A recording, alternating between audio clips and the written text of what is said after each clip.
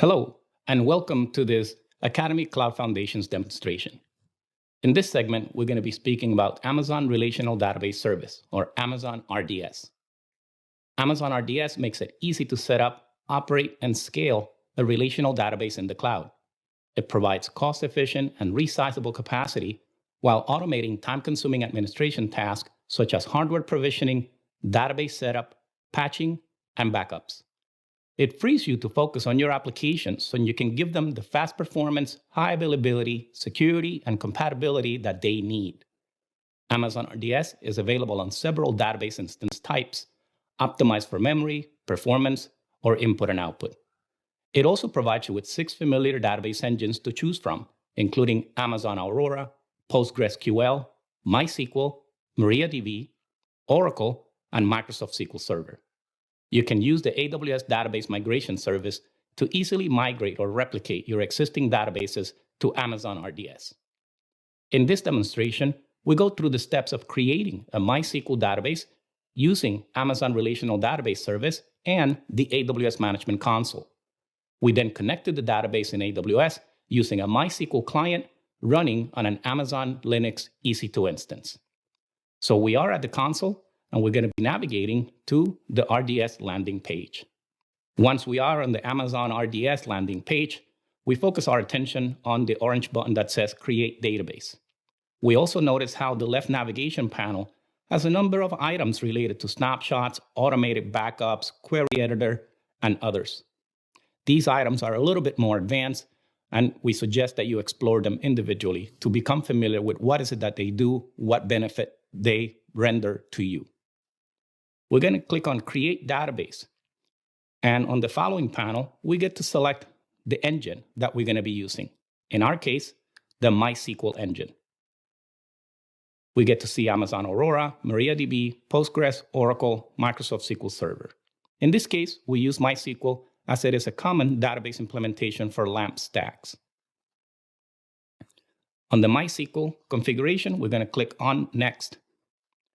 And RDS gives us a way to be able to choose what type of use case are we going to be applying in this particular case.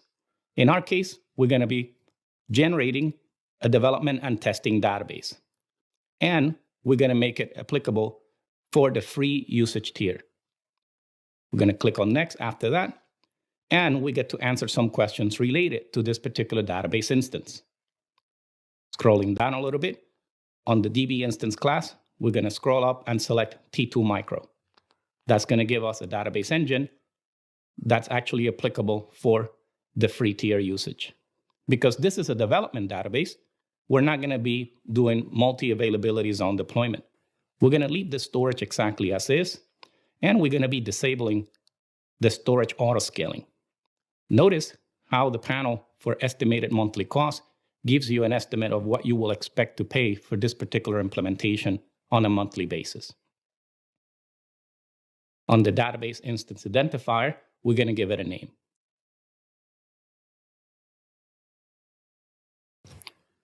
For master username, we're going to be selecting admin. We're going to be providing the master password and confirm it and click on Next. Following that, a number of advanced settings come into play. As far as the virtual private cloud that we're going to be using to land this particular RDS instance, we're going to select Lab VPC. The subnet group, we're going to keep the same. And for public accessibility, we already have it checked. We don't want it to be publicly accessible. We have no preference for availability zone.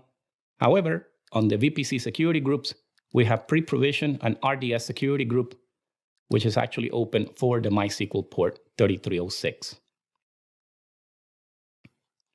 The database name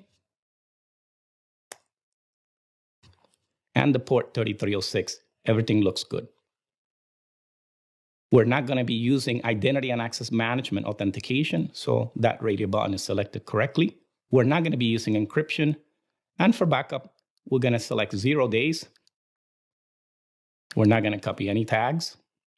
And we have disabled enhanced monitoring. As far as log exports, we're going to leave everything as is. And we're going to be disabling AutoMiner version upgrades. We're also going to be deselecting Enable Deletion Protection. That's all it takes. We're going to select Create Database, and that will immediately begin defining our database instance. We select DB instance details, and we get to observe the database provisioning. Initially, notice on the DB instance status, it indicates creating.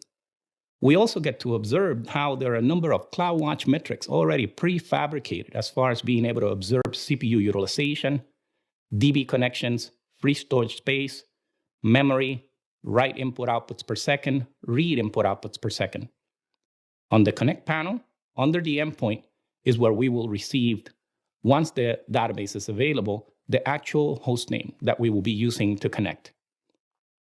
At this point, we scroll back up, and we're going to be using the refresh button as a way of having the page refresh while we wait for the DB instance status to indicate available.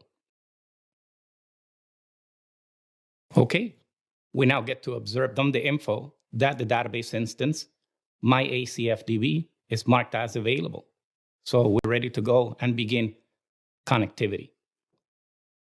As we scroll down on the endpoint and port, we're able to then copy and paste the hostname for connectivity to this database instance.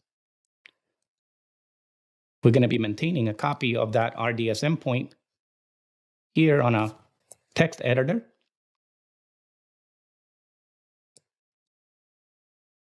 Following this, we're going to be using the MySQL call to be able to invoke the command line interface to the MySQL database.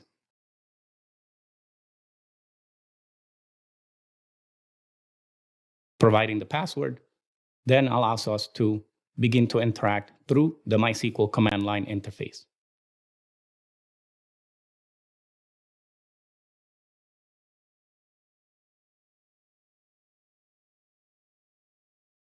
We're going to be invoking some table creation as well as some data population of that table. So a total of 5 statements. The first one, create table, defines the schema, and then of course we populate with 4 names, last names, and phone numbers.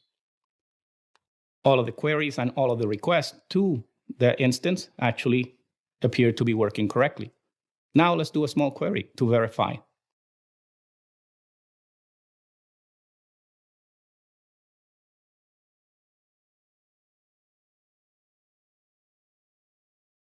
Pasting a small query will give us the proper result. In this case, we're searching for Chris. We get first name, last name, and phone as a table.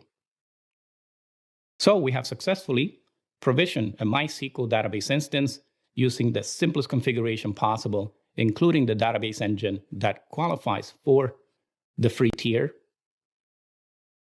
using an EC2 instance running the Linux operating environment. We connected to that MySQL database, created a table, populated that table with data, and finally made a small query to verify.